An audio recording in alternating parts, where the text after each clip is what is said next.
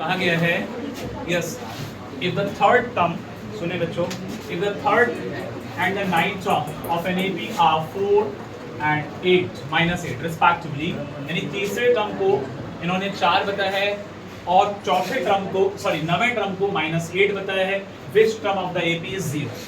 इस अच्छा क्वेश्चन है, 2 नंबर का क्वेश्चन बनेगा ये, और ये क्वेश्चन आ चुका है। तो इसमें कह रहे हैं कि 0 जब आएगा तो वो कौन से नंबर का टर्म बनेगा, 0 जो आएगा वो कौन से नंबर का टर्म बनेगा। तो भाई सीधा सीधा है कि A3 जो है वो बनेगा A + 2D that is equal to 4, और A9 जो है वो बनेगा A + 8D that is equal to -8। अब आपसे कह रहे हैं कि कौन से नंबर का टर्म 0 है, लेकिन वहां पर हमारे पास nth टर्म 0 कहा गया है, डजंट मैटर। उससे पहले हमारे पास इस सीरीज के अकॉर्डिंग A और D होना जरूरी है, जिसकी हेल्प हम इससे लेंगे। तो यहाँ माइनस माइनस और यहाँ माइनस है तो प्लस। याद रखो जो सेकंड टर्म के साथ में साइन होता है उसका हमेशा अपोजिट साइन वहाँ पर मेंशन किया जाता है। सुने बच्चे सभी, तो यहाँ A से A चला जाएगा, अब कितना बचेगा, -6D इज इक्वल टू 12। तो D इज इक्वल टू -2 आ जाएगा, क्योंकि एक जगह माइनस का साइन है।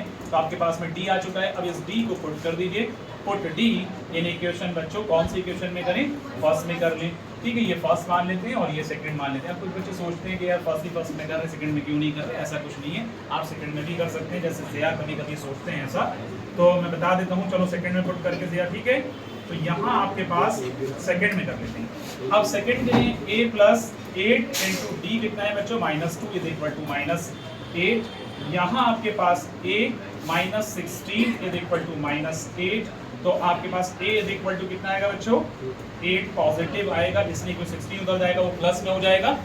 अब प्लस की वैल्यू बड़ी रहेगी, इसलिए A की वैल्यू कितनी आ जाएगी, 8 आ जाएगी। तो आपके पास A और D आ चुका है। अब आपको क्या बोल रहे हैं कि इस AP के अंदर 0 कौन से नंबर का टर्म बनेगा, इसीलिए क्वेश्चन इंपॉर्टेंट है। तो इसका मतलब अकॉर्डिंग टू क्वेश्चन हमारे पास जो है, जो AN है बच्चों, वो आपका क्या है, 0 है। AN क्या है बच्चों, 0 है। यही इंपॉर्टेंट चीज है, इसके अंदर समझने की जरूरत है। यासिर और जैब और अरफात सभी बच्चे जरा फोकस भी करें, पानी वानी पीते रहे, लेकिन फोकस भी करने की जरूरत है। AN is equal to A + n-1, बच्चों सुन लो, n-1 × D। AN कितना है, 0। निकालना क्या है, विच टर्म, विच टर्म क्या निकालना है बच्चों, जब भी विच टर्म आए, मैंने कितनी बार बताया, n निकालना है।